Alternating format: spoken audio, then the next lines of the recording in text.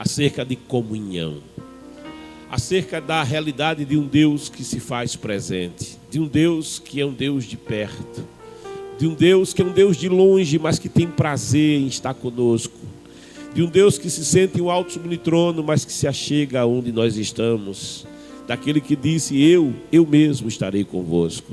Aquele que Moisés diz: Senhor, não serve se for qualquer representante, que o Senhor envie, por mais digno que seja esse representante. Senhor, só serve a tua presença. Senhor, se a tua presença não vou, se a tua presença não me faça ir. E era assim que Moisés se posicionava nesse relacionamento com Deus, no qual ele falava com o Senhor. E a palavra usa a expressão: falava com o Senhor o face a face, como quem fala com um amigo. Então é deste relacionamento precioso que eu estou te falando, porquanto este relacionamento precioso, ele é para a tua vida, ele é para o teu dia. Jesus, eu te falava, ele passa então por Quifar Betânia, pela aldeia de Betânia, e a aldeia de Betânia não muito distante de Jerusalém, mas das cercanias, não é, de Jerusalém.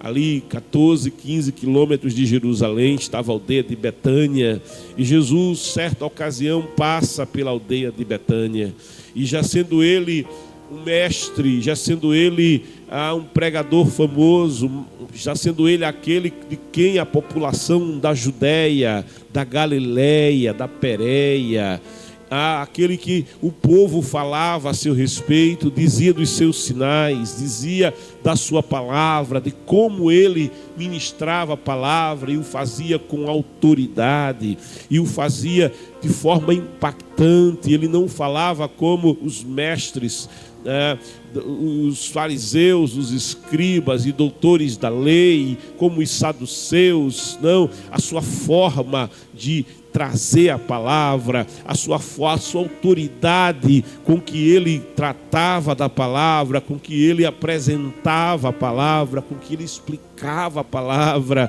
sabe, fazia impacto nos corações. E havia uma diferença clara e evidente na sua forma e comparando com a forma como os mestres tradicionais faziam. E agora Jesus, já muito conhecido, ele passa por Betânia, e passando por Betânia, ele é recebido em uma grande casa. Ele é recebido na casa de Marta, de Maria, de Lázaro. E esses que ainda não tinham com Jesus uma amizade profunda, mas esse relacionamento ele está principiando, esse relacionamento estaria começando, mas Jesus é agora convidado a estar naquela casa. Ele é recebido, ele é hospedado naquela casa. E sendo Jesus hospedado em uma casa, haverá convívio com ele. As pessoas terão a oportunidade de sentar com ele por mais tempo, de ouvi-lo por mais tempo, de tê-lo à mesa, de tê-lo à noite, de tê-lo pela manhã, de tê-lo pela tarde, de ter Jesus ali disponível, tão acessível, tão possível de fazer a ele indagações e ouvir dele respostas e explicações, tão possível de ouvir acerca do reino dos céus que ele vem falando, que ele vem declarando, que ele vem anunciando ao dizer: é chegado o reino dos céus. Sabe, tão possível está Jesus ali. E aquela família tem este privilégio de ter Jesus tão perto, mas tendo Jesus tão perto, não é, podendo conviver com Jesus, podendo estar com Jesus, podendo se envolver mais profundamente no relacionamento com Jesus e no conhecimento da palavra que Jesus trazia, do ensino que Jesus trazia. Aquela casa tem pessoas que têm diferentes atitudes, diferentes comportamentos com relação a Jesus. E nós encontramos a pessoa de Marta, a senhora da casa, não é? O nome de Marta é mencionado e se tem uma percepção que Marta tinha talvez a primogenitura naquela família, não é? Era a filha de mais idade e ela era a senhora da casa. Não se menciona os pais, não é, de Marta, de Maria e Lázaro. Possivelmente esses pais já eram falecidos. Então esses irmãos que viviam juntos naquela grande casa, eles eram cuidados pela pessoa da Marta, que ocupou o papel de líder dos cuidados da casa, era a senhora da casa. E nós encontramos Marta ao receber Jesus, ao ver Jesus entrar pelas suas portas, o cuidado que Marta tem de servir Jesus da melhor forma possível. Ela se preocupa, ele vem com os discípulos, eram homens, e esses homens precisavam ser acomodados, esses homens precisavam ser hospedados, era preciso que houvesse alimento, era preciso servi-los, era preciso que se providenciasse, uma alimentação suficiente para atender aqueles que haviam chegado. E Marta está ocupada, ela com o seu coração, ela está voltada para estes cuidados, para todas essas coisas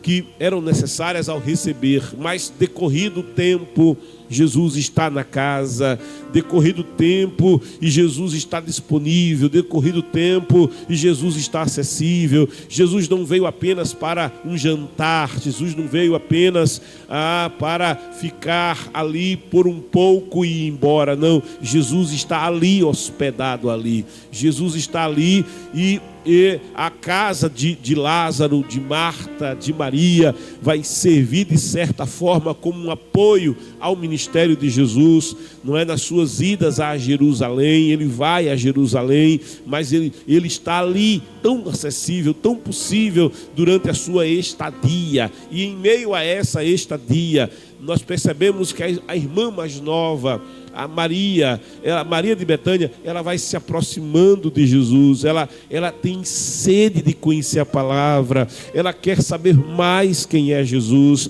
sabe? A presença de Jesus impacta o seu coração, e de tal forma que ela é aquela que se senta junto com os discípulos, junto com Lázaro, e ela quer ouvir o que Jesus tem para falar, ela quer ouvir o que Jesus tem para ensinar. Ela tem um coração sensível à palavra, e há uma sede, há um desejo no seu coração de saber mais. Oséias declara dizendo que nós devemos conhecer, mas não apenas conhecer, mas prosseguir em conhecer o Senhor. Ela quer saber mais, ela quer conhecer mais, de tal forma que ela está sentada ali, e a sua maneira de se sentar é a maneira do aluno que quer mais. Ela se senta aos pés de Jesus, ela está ali muito atenta, ela não perde uma palavra, ela não perde uma explicação, ela está absorvendo tudo quanto Jesus tem para falar, tudo quanto Jesus tem para revelar, tudo quanto Jesus tem para ensinar. E olha, ela não está ouvindo um PhD formado em uma grande faculdade de teologia, ela não está ouvindo um grande mestre formado na escola de Gamaliel ou de Hilel, não é? Que eram as duas grandes escolas rabínicas daquele período, de ensino daquele período. Não, ela não está ali ouvindo um grande mestre, não é o Gamaliel que está ali ensinando para a casa de Lázaro. Quem está ali é maior que Gamaliel, quem está ali é maior que Hilel, quem está ali é maior que a tradição rabínica, quem está ali é maior do que a tradição dos pais, quem está ali é maior do que o colegiado de saduceus, quem está ali é o próprio Verbo que se fez carne, quem está ali é o autor de toda a Torá, quem está ali é aquele que inspirou os profetas no passado, quem está ali é aquele que criou todas as coisas pelo poder da sua palavra, e com o poder da sua palavra também as sustenta. Quem está ali é o que chamou Abraão, dizendo: sai da tua terra, do meio da tua parentela, vai para o lugar que eu te mostrarei. Quem está ali é aquele que se revelou para Moisés na sarça ardente, que ardia, e a sarça não era consumida pelo arder daquela presença, e aquela voz se faz ouvir aos ouvidos de Moisés, que dali se aproxima curioso e escuta o seu próprio nome, quando aquela voz brada dizendo: Moisés, Moisés. Sabe, quem está ali não é qualquer um. Quem está ali é a sabedoria de Deus, é aquele que é, que era e que há de vir. Ele é de eternidade a eternidade. E Maria percebe quão impactante é o seu ensino, quão maravilhosa é a sua palavra, de modo que ela está muito perto. Ela não quer perder a estadia de Jesus da sua casa, ela não quer perder a proximidade de Jesus da sua vida.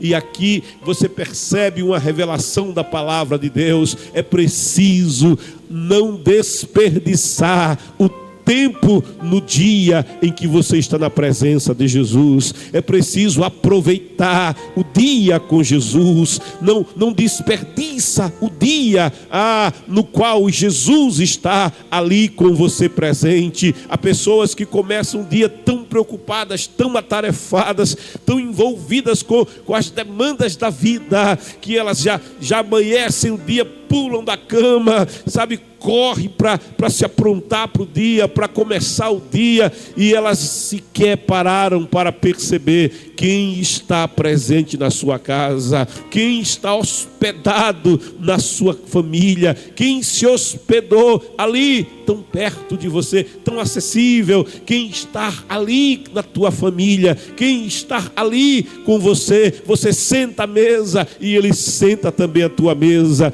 porque você o recebeu na tua casa, você o recebeu na sua vida. Então ele diz: eu vou comer pão com você, e senta com você, mas nem tem tempo, sabe, de degustar muito bem aquele café da manhã, muito menos de dizer: Senhor, obrigado, graças te dou por este pão, por este alimento, e sai correndo e não aproveita o convívio, a koinonia, a comunhão de saber: Jesus está aqui, Jesus habita aqui. Ele diz: aquele que me ama faz a minha vontade, e eu e o Pai iremos até Ele. Olha, iremos até Ele porque nós queremos amizade, iremos até Ele porque queremos que nos conheça, iremos até Ele porque queremos conviver com Ele, iremos até Ele. E Ele diz: e nele faremos o nosso lar, e nele faremos morada, e nele faremos habitação. Vamos habitar com Ele.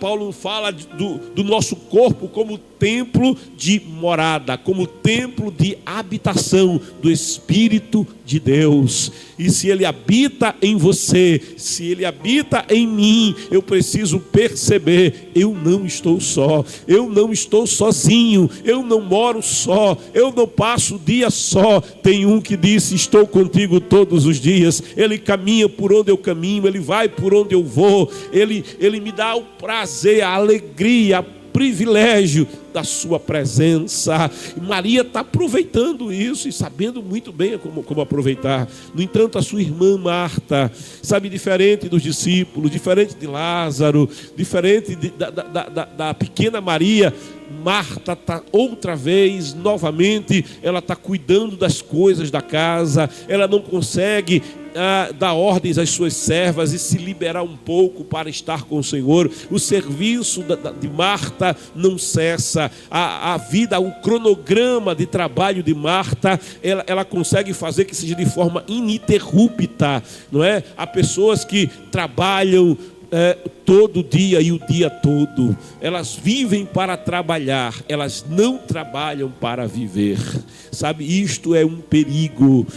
Quando alguém vive apenas para trabalhar, sim, temos que trabalhar, precisamos trabalhar, devemos trabalhar, claro, mas não podemos viver para trabalhar, não é? Não podemos tratar a nossa vida, o nosso corpo. Outro dia eu disse para uma pessoa que ela tem muita dificuldade em ir à igreja, muita dificuldade em chegar nos cultos, muita dificuldade, sabe? Isso tem prejudicado a sua presença na casa do Senhor e influenciado a frequência também da sua família, sem dúvida, porquanto é a senhora de uma família. Eu disse àquela pessoa, porque é uma empreendedora, e ela sempre diz para a gente: olha, eu estou trabalhando, eu estou ocupada, eu estou com serviços, e ela dá aquela informação, e ela trabalha dia e noite e dia.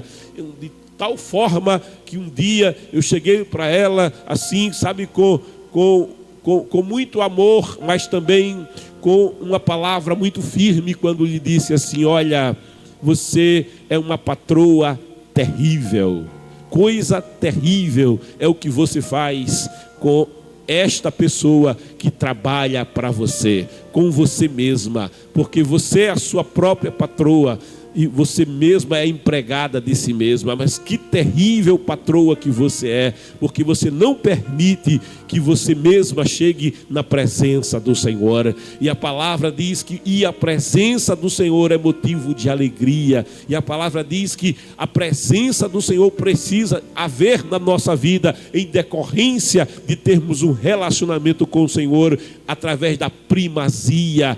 Pais, buscai em primazia o reino de Deus e a sua justiça. As demais coisas Deus vai acrescentar. Eu digo, é terrível, porque você começa ao primeiro dia da semana e você volta ao primeiro dia da semana sem que você tenha tido um meio, uma forma de se libertar, de se liberar do seu trabalho para chegar na presença do Senhor. Essa maneira de você viver não te fará bem. Essa maneira de viver não tem te feito bem, nem a você, nem a tua casa. Deus é um Deus de relacionamento. Deus é um Deus de envolvimento. Eu preciso conhecer e prosseguir em conhecer. É preciso que haja no meu dia, é preciso que haja na minha vida um tempo para estar com Deus. Daniel era muito ocupado em Babilônia. Daniel, ele era um dos principais servidores da Babilônia. Sobre Daniel estava grande responsabilidade. Sobre Daniel também estava grande demanda, devido à sua tremenda autoridade, a tremenda confiança que o governo tinha depositado em Daniel. Daniel não era qualquer um, não. Daniel era um homem de grande autoridade e grande ocupação, mas em meio à sua grande responsabilidade, em meio à sua grande ocupação, Daniel, ele reservava, Daniel, ele priorizava no seu dia 3 momentos para estar na presença do Senhor. Sabe, ele não começava o dia sem o seu devocional, sem tirar aquele tempo de leitura da palavra, sabe, em que você lê a palavra, sem tirar aquele tempo em que você ora ao Senhor, que você se coloca na presença do Senhor para conversar com o Senhor. Mas Daniel, se começava o dia com um devocional, ele não deixava que amanhã se transformasse em tarde, sem que ele outra vez voltasse o seu coração para Deus, sem que ele outra vez tivesse encontro com Deus.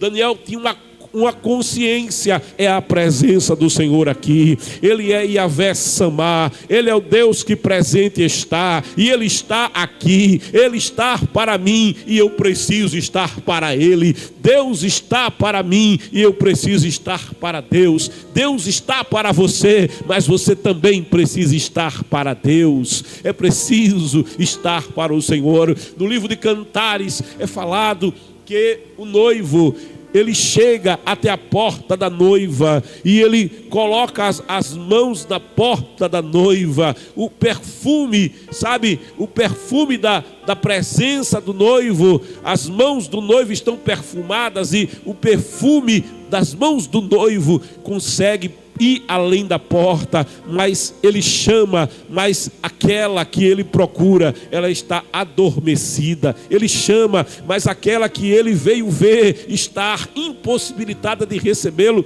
porque ela adormeceu, ela esqueceu-se do encontro com o noivo, ela esqueceu-se que o noivo chegaria, que o noivo viria, e ela adormece, e ele educadamente se retira. Fica o cheiro, fica o perfume de que ele esteve ali, de que ele passou por ali, sabe, ele chegou a tocar na maçaneta daquela porta, ele não abriu a porta, mas ele chegou tão perto, mas a noiva não percebeu a sua presença, ela não se dá conta, amada, ela não se dá conta que ele esteve ali enquanto ela dormia e não acordou, não ouviu o seu chamado, de modo que ele se foi e ela ficou com o cheiro, com o perfume, mas ela não teve o convívio, ela perdeu o sorriso, ela perdeu o toque, ela perdeu o abraço.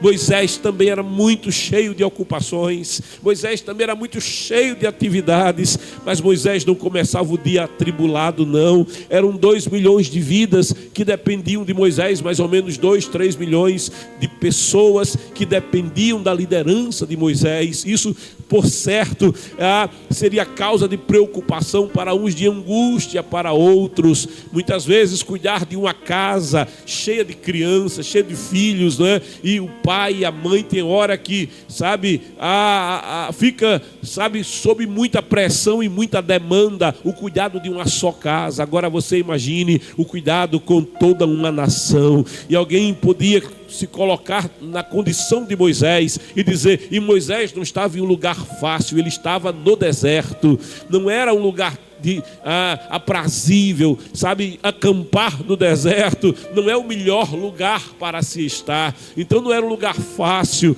não era uma situação fácil, não era. No entanto, Moisés não começava o dia debaixo de tribulação, não. Moisés começava o dia indo ao encontro do Senhor. É dito que o primeiro compromisso da agenda de Moisés era ir à tenda do encontro, era ir encontrar ao Senhor, era encontrar e falar com o Senhor como quem fala com o seu amigo. Moisés sabia: eu não dou conta de tudo quanto tenho para dar conta, eu não consigo resolver tudo que eu tenho para resolver, eu preciso da direção do Senhor, eu preciso da ajuda do Senhor, e eu não terei a ajuda do Senhor se eu não buscar a sua face, se eu não for até a sua presença, se eu olvidar este relacionamento, se eu não der a devida primazia a este relacionamento. Então Moisés, ele dava a devida primazia, ele ia ao Senhor. Ele estava com problemas, claro, ele tinha demandas, claro, ele tinha projetos, propostas, situações, e o que ele fazia com tudo isso?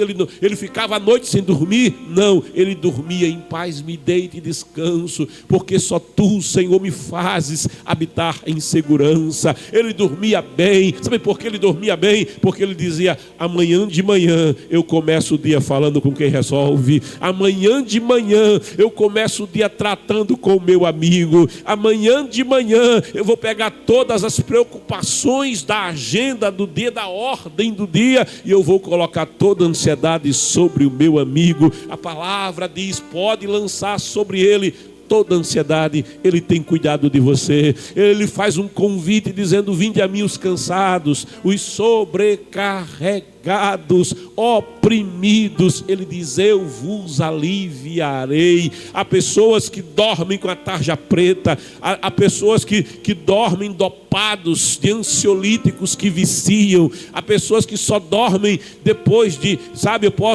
depois de drogados, depois de ébrios com as drogas modernas que a indústria farmacológica servem, e vivem assim dia após dia, semana, meses após meses. Oh querido, busca a presença do Senhor, fala com quem resolve, vai, aprende, começa o dia, mas começa o dia com Jesus. Começa o dia, mas não começa o dia sem primeiro falar com Jesus. A primeira coisa que eu preciso fazer no meu dia é ir à presença do Senhor, é contar para o Senhor, é lançar sobre o Senhor a preocupação, o problema. Jesus, ele olha para os seus discípulos que ficavam ansiosos com os dias que viriam, e ele diz: olha, não fiquem olhando para o dia de amanhã, o dia de amanhã cuidará de si mesmo. Cada dia terá o seu cuidado, e uma certeza que ele deixa para mim e para você é que se cada dia tem o seu cuidado, esse cuidado é o Senhor quem dá, é Ele quem cuida. O cuidado de cada dia é a presença do Senhor comigo, o cuidado de cada dia é a presença do Senhor contigo. Se você vive a vida e vive ela com o Senhor, mas desconectado do Senhor, a ansiedade vai achar lugar, a preocupação vai encontrar lugar, lugar. A vida, as demandas da vida vão começar a ocupar você de tal forma que você não vai conseguir adorar, que você não vai conseguir chegar à presença do Senhor, que você vai dizer: eu não leio a Bíblia porque eu não tenho tempo, o ano está acabando e eu nem comecei a ler o Gênesis.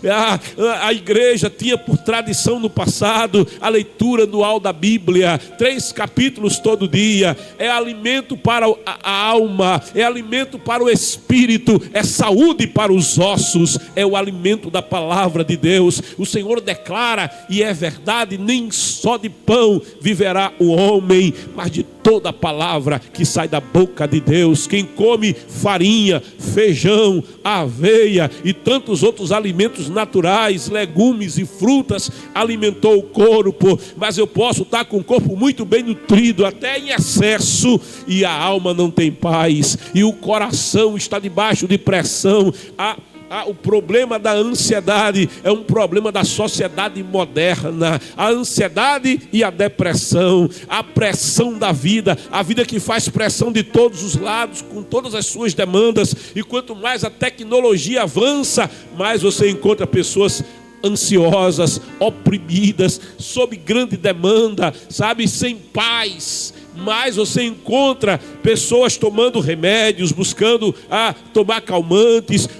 A demanda por ansiolíticos tem disparado, e alguém depois que está viciado tem que ser desmamado. Olha que coisa terrível, sabe? São problemas psicossomáticos que têm se abatido sobre a sociedade moderna, inclusive sobre aquele que anda com Deus, aquele que entregou sua vida ao Senhor, mas tem olvidado desta jornada de entender que eu preciso priorizar o relacionamento com o Senhor. Eu não posso ter o Senhor na minha casa e ignorá-lo. Eu não posso ter o Senhor na minha vida e fazer de conta que Ele não está, ou esquecer essa presença. No caminho de Emaús, os discípulos faziam uma jornada. No caminho de Emaús, eles estavam tristes. No caminho de Emaús, eles tinham muitas perguntas. No caminho de Emaús, eles estavam desanimados. O coração deles dizia: o sonho acabou, o projeto acabou, não há mais saída, não há mais solução. Aquilo que a gente esperava não aconteceu.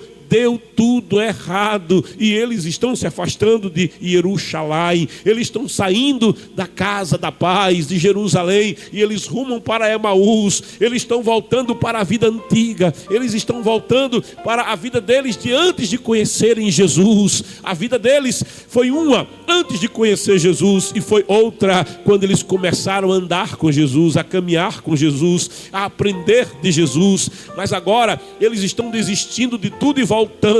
Mas sabe, Jesus é aquele que disse: eu estarei presente, eu estarei contigo. E enquanto eles, sabe, sentem o problema e falam entre si do problema e da angústia que vai no coração e das perguntas que tem na alma, tem um que se aproxima sem que eles sequer notem exatamente como foi que ele chegou tão perto, e ele diz: o que é que vocês estão falando? Do que é mesmo que vocês estão falando entre vocês? Eles falavam entre eles, sabe? Parece com as pessoas de hoje que chegam na rede social e rasgam os problemas lá, chegam, sabe, aos ouvidos que estejam perto e expõem os problemas, usam os meios, os canais de comunicação virtual para expor problemas, para expor situações, e essa exposição nenhuma solução traz. Esta exposição não resolve coisa nenhuma. Confabular entre si não resolve problema. O que resolve problema é falar com aquele que se aproxima, aquele que disse: eu estarei contigo todos os dias, o companheiro com quem você divide pão, aquele que nos dá a graça, ao presente da sua presença conosco, no meio do problema, no meio do luto, no meio da enfermidade, no meio das incertezas, quando as portas parecem estarem todas fechadas, quando soluções parecem não existirem, mas Ele está, existe Ele, está a presença dEle, e Ele se aproxima e vai perguntando: mas o que é que vai no teu coração? O que é que vai na tua alma? Ele é aquele que não só está presente, mas é aquele que, estando presente, ele se aproxima para resolver, ele se aproxima para chamar a tua atenção, ele faz perguntas à tua alma, ele faz perguntas ao teu coração, e ele pergunta: qual é o teu problema? Conta para mim o teu problema, fala para mim. Algumas pessoas dizem: eu não falo porque ele já sabe, eu não falo porque ele sabe tudo, então não preciso falar para ele, eu não preciso conversar com ele. Oh querido, minha querida, meu querido, ao contrário, você precisa falar para ele, vai fazer bem para a tua alma. Ele pergunta, não é porque ele não sabe, ele pergunta porque o fato de você contar vai fazer com que a angústia saia, o fato de você expor para ele vai fazer com que o peso sai de sobre você e você vai colocando sobre ele, porque você não está falando para aqueles que te cercam, você não está falando para um portal da internet, você está falando para aquele que resolve todo e qualquer problema, você está falando para aquele que é o Senhor do impossível, você está falando para aquele cujos ouvidos estão abertos, e não apenas abertos, mas interessados em te ouvir. O mundo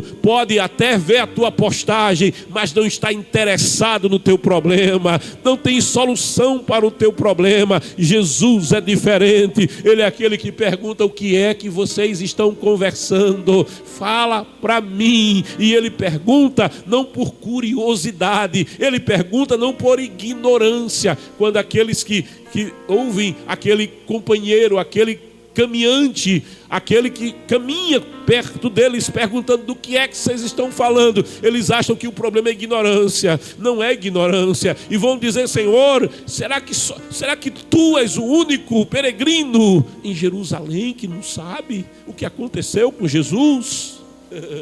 Jesus, o Nazareno, Jesus, homem. E aí Jesus para eles já não era divino, né? Jesus, o homem poderoso em palavras e em sinais, né? Mas é só um homem poderoso. Eles estavam realmente com a fé totalmente abalada, mas vai colocando para fora, vai dizendo. E aí quando ele coloca o problema diante do Senhor, quando eles colocam o peso, tudo, contam tudo para Jesus, sabe o que Jesus faz? Jesus começa a falar a palavra, Jesus começa a tratar com eles falando a sua palavra, revelando quem ele é no Gênesis, revelando quem ele é no Êxodo, revelando quem ele é lá no livro de Números, no livro de Levítico. Ele vai revelando quem ele é no Deuteronômio, quem ele é nos livros históricos, nos livros sapienciais. Ele vai falando quem é ele nos profetas. Ele vai expondo a revelação ao coração deles, e eles vão ouvindo, vão ouvindo. Eram 11 quilômetros, mas passou, aleluia, no instante passou. De repente eles estão na porta de casa, e eles então, vendo que o Senhor ia embora, eles dizem: Senhor, fica, vai embora não. Senhor, fica. Senhor, a gente quer um pouco mais da tua companhia, a gente quer um pouco mais, não vai embora não, pousa aqui na nossa casa, come pão conosco. E Jesus entra, ele disse: se você abrir a porta, se você perceber a minha presença, se você me convidar para a tua vida, eu vou entrar. Eu não estou na tua vida como um quadro na parede, eu não estou na tua vida como, algo que você...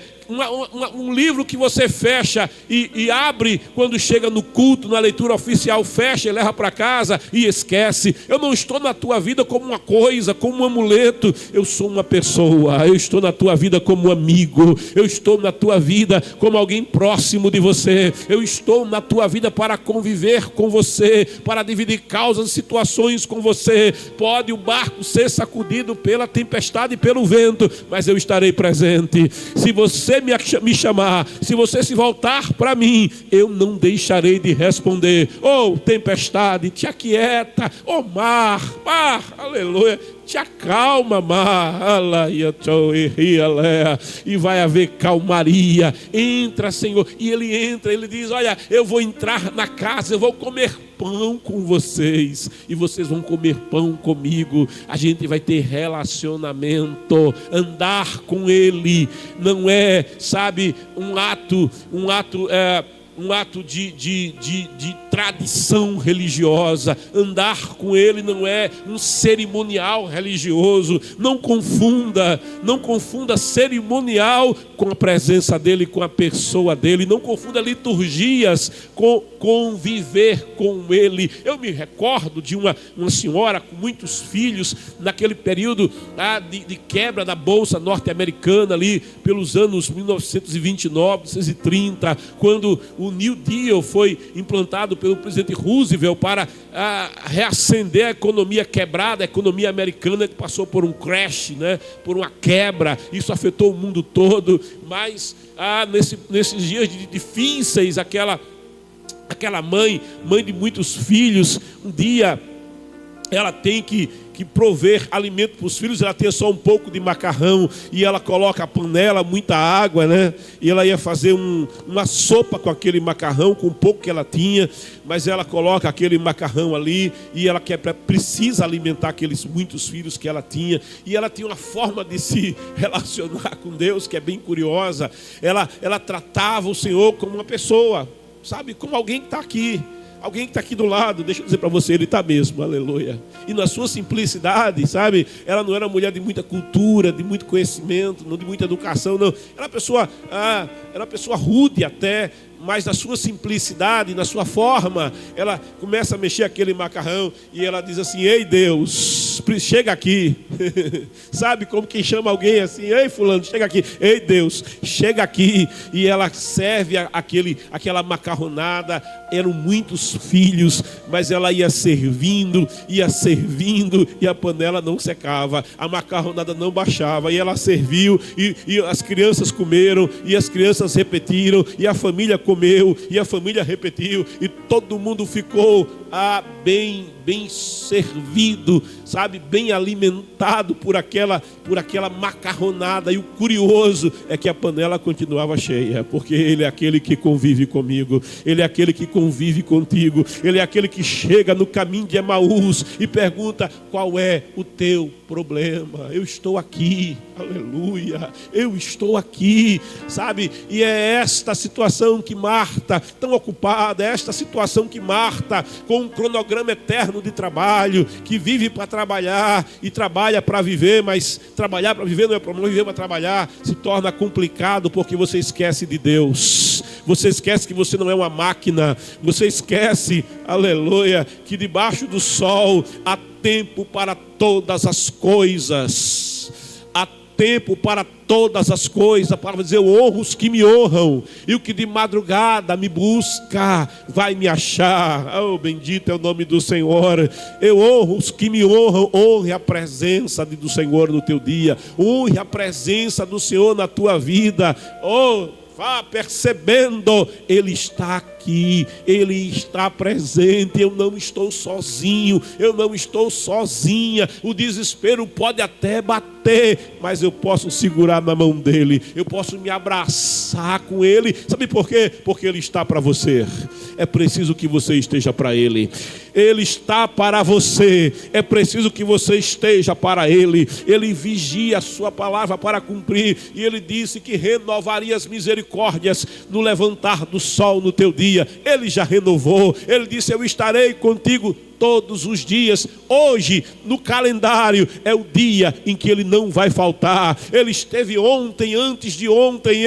Ele esteve desde o dia em que você ergueu suas mãos e disse: eu te entrego o meu coração, a minha vida. Você entregou a vida e Ele recebeu a tua vida, com todos os dias que tem na tua vida, com todas as circunstâncias e problemas e situações que tem na tua vida. Quando a noiva é entregue ao noivo, o noivo recebe a noiva para amparar, o noivo recebe a noiva para cuidar, o noivo recebe a noiva dali em diante para prover. Dali em diante, Ele é o cuidador dela. Dali em diante, Ele é o que dá cobertura a ela. Dali em diante, Ele é o que dá segurança a ela, proteção a ela. É o que ama ela. Dali em diante, você entregou a sua vida no altar. Ele recebeu a tua vida. A igreja é chamada de noiva do Cordeiro. E Ele é o Cordeiro que cuida. Ele é o Cordeiro que protege. Ele é o Cordeiro que veio para estar com você todos os dias. Ele olha para os discípulos e diz: eu não deixarei vocês sozinhos jamais. Eu não deixarei vocês órfãos. Aleluia. Eu não vou estar fisicamente com vocês, como tenho estado nesses quase 3 anos e meio de jornada ministerial. Mas olha, estará aqui o Espírito estará aqui, a presença dele está aqui, o cuidado dele está aqui, o consolo dele está aqui, o Paracletos está aqui. Jesus está aqui, Jesus está aí, tão perto de você. Eu estou para você, esteja para mim. Bendito é o nome do Senhor. Eu quero orar com você nessa manhã. E não importa a complexidade do problema, e não importa que vendaval esteja soprando, que situação você esteja vivendo, oh glória a Deus, Ele é aquele que está presente. E não há problema que Ele não resolva.